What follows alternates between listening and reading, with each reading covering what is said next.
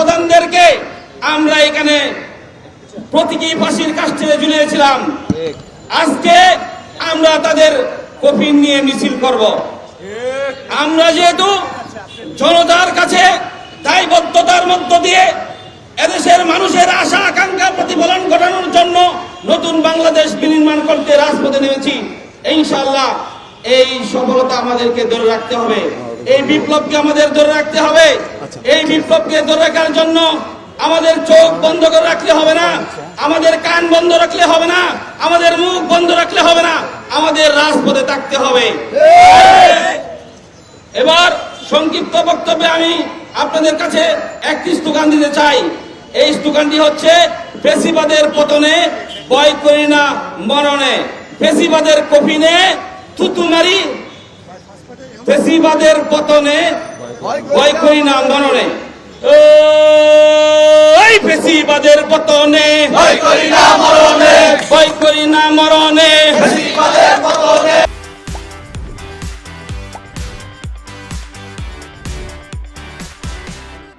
যেই ভাইয়েরা শহীদ হয়েছেন, হাত হারিয়েছেন, যিনি চোখ হারিয়েছেন, যিনি পা হারিয়েছেন, তারা কি হাত পা চোখ ফিরে পাবেন? যিনি বাবা হারিয়েছেন, তিনি কি বাবা ফিরে পাবেন? যিনি বোন হারিয়েছেন, তিনি কি বোন ফিরে পাবেন? পাবেন না। এই শহীদ ভাইদের প্রশ্ন, এই 2000-এর বেশি শহীদ ভাই বোনদের প্রশ্ন, তাদের জিজ্ঞাসা, তাদের চাওয়াকে এদিকে আমাদের মূল্যায়ন করতে হবে না? 50,000-এর অধিক যে আহতরা রয়েছেন, যাদের অনেকেই আর কখনো সুস্থ হয়ে ফিরতে পারবেন না, তাদের চাওয়াকে আমাদের মূল্যায়ন করতে হবে না? দেখেন, এই যারা ভাই হারিয়েছে, বাবা হারিয়েছে, মা হারিয়েছে, তাদের কথা হলো আমাদের ভাই বাবা মা তারা ফিরবে না। যিনি হাত পা হারিয়েছেন, চোখ হারিয়েছেন, তাদের কথা হলো আমাদের চোখ তো ফিরবে না। তবে কেন বাংলাদেশে আবারও আওয়ামী লীগ ফিরবে?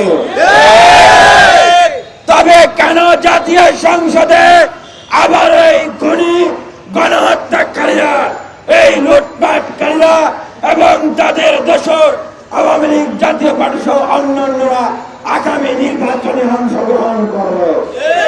ফ্যাসিবাদের ঠিকানা এই বাংলায় হবে না, এই বাংলায় হবে না। ফ্যাসিবাদের ঠিকানা আওয়ামী লীগের ঠিকানা এই বাংলায় হবে না, জাতীয় পার্টির ঠিকানা এই বাংলায় হবে না। ফ্যাসিবাদের দোসরেরা হুঁশিয়ার সাবধান, হুঁশিয়ার সাবধান, ফ্যাসিবাদের দোসরেরা ফ্যাসিবাদের কালো হাত ভেঙে দাও, গুড়িয়ে দাও। সংগ্রামী উপস্থিতি, আমরা এক সাগর রক্ত, অসংখ্য জীবনের বিনিময়ে এই গণ অভ্যুত্থান সফল করেছি।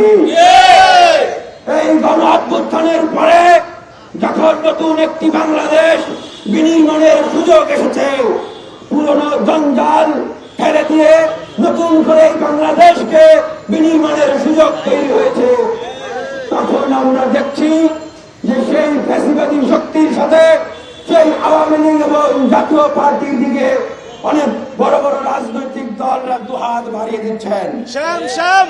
তাদের নেতারা ডাকছেন যে আগামী জাতীয় নির্বাচনে তাদেরকে নিয়ে তারা নির্বাচনে যেতে চান। আমরা তাদের উদ্দেশ্যে বলতে চাই, এই বাংলাদেশে ফ্যাসিবাদী আওয়ামী লীগের ঠিকানা হবে না, হবে না, হবে না। এটা ছাত্র জনতার রায়। আপনারা ছাত্র জনতার যে চাওয়া, তরুণদের যে কথা, সেগুলো মূল্যায়ন করুন, বোঝার চেষ্টা করুন। গতকালকে আমরা দেখেছি আমাদের মাননীয় প্রধান উপদেষ্টা ডক্টর মোহাম্মদ ইউনূস সাহেব, তিনি বলছেন যে আগামী জাতীয় নির্বাচনে আওয়ামী লীগ অংশগ্রহণ করবে কিনা সেই বিষয়ে বিএনপি একটি বৃহৎ রাজনৈতিক দল, তারা বলেছে নির্বাচনে অংশগ্রহণ করবে, তারা নাকি রায় দিয়ে দিয়েছেন। আমরা সুস্পষ্টভাবে মাননীয় প্রধান উপদেষ্টার কাছে ছাত্র জনতার পক্ষ থেকে প্রশ্ন রাখছি, আপনি বিষয়টি স্পষ্ট করবেন। আপনি কাদের ম্যান্ডেট নিয়ে আপনি প্রধান উপদেষ্টা হয়েছেন? অন্যান্য উপদেষ্টাদের কাছে আমাদের জিজ্ঞাসা, আপনারা কাদের ম্যান্ডেট নিয়ে আপনারা উপদেষ্টা হয়েছেন? আপনাদের ম্যান্ডেট যদি হয়ে থাকে, এই যে হাজার হাজার ছাত্র জনতা যারা জীবন দিয়েছে, আপনাদের ম্যান্ডেট যদি হয়ে থাকে, এই যে হাজার হাজার ছাত্র জনতা যারা আহত হয়েছে, এবং এখনো এই অন্তর্বর্তীকালীন সরকারকে সফল করার জন্য অন্তর্বর্তীকালীন সরকারের উপর কোনো আঘাত আসলে মোকাবেলা করার জন্য এখনো যারা জীবন দিতে রক্ত দিতে প্রস্তুত আছে, যদি তাদের ম্যান্ডেট নিয়ে আপনারা দায়িত্ব নিয়ে থাকেন এবং দায়িত্ব কার্যক্রম চালিয়ে যাচ্ছেন বলে মনে করেন, তবে শুনে রাখেন, এই শহীদদের ম্যান্ডেট হচ্ছে আওয়ামী লীগ সহ গণহত্যাকারী এবং তাদের দোসররা আগামী নির্বাচনে অংশগ্রহণ করতে পারবে না। এবং ঠিকানা এই বাংলায় হবে না, বাংলায় হবে না। আওয়ামী লীগের ঠিকানা। এবং এই দুর্নীতিবাজ লুটপাটকারী গণহত্যাকারীদের যারা বিগত নির্বাচনে অংশগ্রহণ করেছে, তারা কোনোভাবেই স্বতন্ত্র প্রার্থী হয়েও আগামী নির্বাচনে অংশগ্রহণ করতে পারবে না। শহীদ ভাইরা বলছেন তাদের পরিবারদের আহাজারি হচ্ছে। এখনো যত শহীদ হয়েছেন সকল শহীদের কি খোঁজ খবর তালিকা তৈরি করা সম্ভব হয়েছে? এই যে আবু সাইদ শহীদ হয়েছে, প্রথম শহীদ আবু সাইদের বাবা বলেছেন তার যে হত্যাকারীরা রয়েছে তাদের মাঝে মাত্র 2-3 জনকে গ্রেফতার করা হয়েছে। আবু সাইদের হত্যাকারীদের সবাইকে এখনো গ্রেফতারি করতে পারেনি। বিচার তো অনেক দূরের কথা, এখনো সকল শহীদদের তালিকায় তৈরি করা সম্ভব হয়নি। যারা আহত হয়েছেন এখনো তারা হাসপাতালের বেডে কাতরাচ্ছেন, এখনো আমাদের শহীদদের তালিকা দীর্ঘ হচ্ছে।